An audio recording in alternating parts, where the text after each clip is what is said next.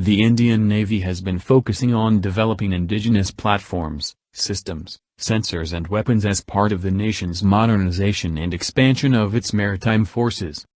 Towards this, Kalvari, which is the first of the Scorpion-class submarines, being built at the Mazagon Shipbuilders Mumbai, MDL, as builder by technology transfer from France's Direction des Constructions Navales or DCNS as a collaborator in a $3 billion project.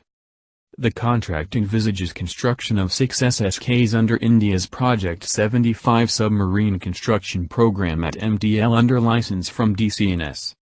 In SSK, SS for submarine and K stands for hunter or killer, so a submarine which is a hunter. The Project 75, which has already seen a delay of almost 40 months, has now been brought on track and the delivery schedule for the successive submarines has been reduced. Kalvari is being built according to the principle of modular construction, which involves dividing the submarine into a number of sections and building them in parallel. The equipment is mounted onto cradles and then embarked into the sections. The complexity of the task increases exponentially as it involves laying of around 60 kilometers of cabling and 11 kilometers of piping in extremely congested and limited space inside the submarine. During the next few months, the submarine will undergo a barrage of sea trials, including surface trials, diving trials, weapon trials, noise trials, etc. These trials would test the submarine to the extremes of its intended operating envelope. Thereafter she would be commissioned into the Indian Navy as INS Kalvari later this year. The state-of-art features of the Scorpion include superior stealth and the ability to launch a crippling attack on the enemy using precision-guided weapons. The Scorpion submarine is designed to operate in all theaters including the tropics.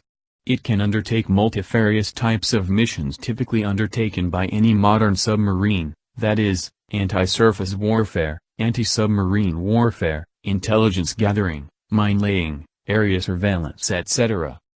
All means and communications are provided to ensure interoperability with other components of a naval task force. They are built from special steel, capable of withstanding high-yield stress and having high tensile strength, thereby allowing them to withstand high hydrostatic force and enabling them to dive deeper to further enhance stealth.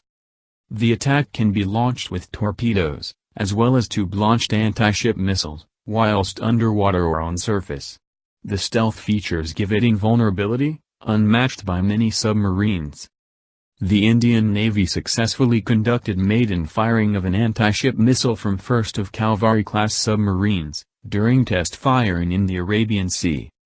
The missile has successfully hit a surface target at extended ranges during the trial firing.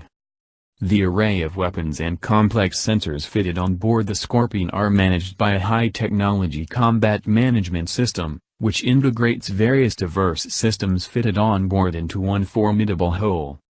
The primary weapon of the Scorpion submarines being built for the Indian Navy, the Black Shark torpedo, is missing because it is manufactured by a firm linked to the Italian firm Finmeccanica, which has been blacklisted after the Augusta-Westland VIP chopper scam.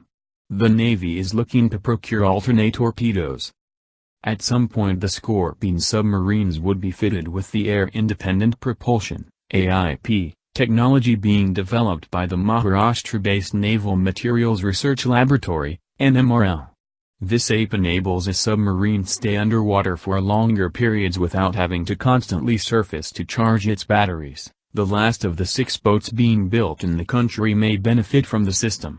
It converts methanol-like substances to produce hydrogen, which is the fuel that runs the cell in producing electricity. While diesel engines need oxygen to function, these cells are air-independent. The system also emits less noise, increasing its stealth, the most critical feature of a submarine. With this system, a conventional submarine that needs to surface every 3 to 4 days for replenishing its oxygen supply can stay underwater for up to 2 weeks. Thanks for watching video. Please subscribe for further updates.